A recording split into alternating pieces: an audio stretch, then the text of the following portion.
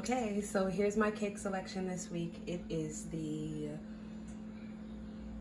Krusteaz. I thought that was a foreign language word for a second until I really looked at it and I'm like, that's Krusteaz. Anyway, Krusteaz Cinnamon Swirl Crumb Cake and Muffin Mix. This looks so good. I love crumb cakes, so this is the first time I'm ever making any kind of crumb cake at home. But you need 2/3 cup of water, 1/4 cup of vegetable oil, and excuse me, only 1 egg.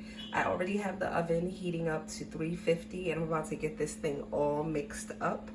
So this looks so good. Okay, so in the box, there comes the cake batter, and then you have a huge pouch of the cinnamon mix.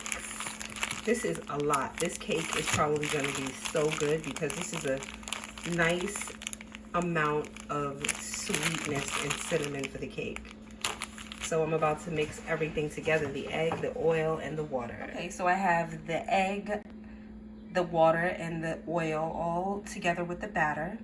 And now I'm supposed to stir this, stir it together, and apparently the batter will be lumpy. So let's do that.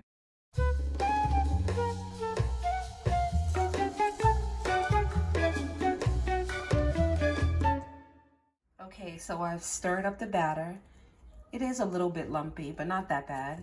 And now I'm gonna take half of this batter, put it into our cake pan, and then we are going to drop some cinnamon on top of that first portion. Interesting.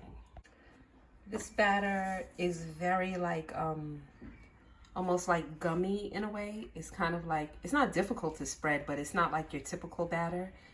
I guess it's because we're gonna put the cinnamon swirl on top or whatever. And I put the cinnamon mix in a bowl to make it easier to spoon out. Look how much, this is what I was talking about. They give you so much, they give you a nice amount.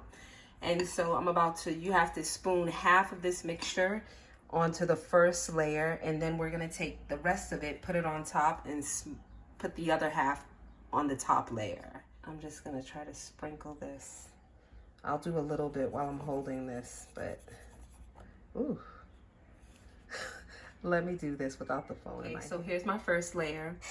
I'll be honest, I took the, I used my hands to sort of like sprinkle the cinnamon sugar, the cinnamon mix on top of it because it was just gonna be easier to distribute. Okay, spreading out the top layer of this cake was not that easy because the batter, I'll show you, the batter is like, it's like gummy, you know what I mean? And so what I did was I would just kind of go from the outside like this and spread it out. And I don't want to mess it up, so I'm just going to leave the edges like that. I think it's fine. It's a cake, so once it bakes up, it'll bake all around. Now I'm going to spread this over. Don't mind my hands. My hands are clean, and I'm going to be honestly the only one, unfortunately, eating this cake.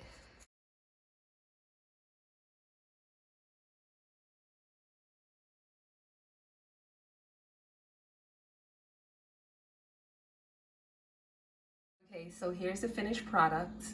Well, we really want it to look like this.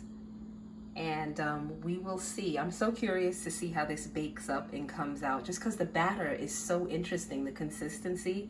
But I had a good time, a nice fun little time putting it together.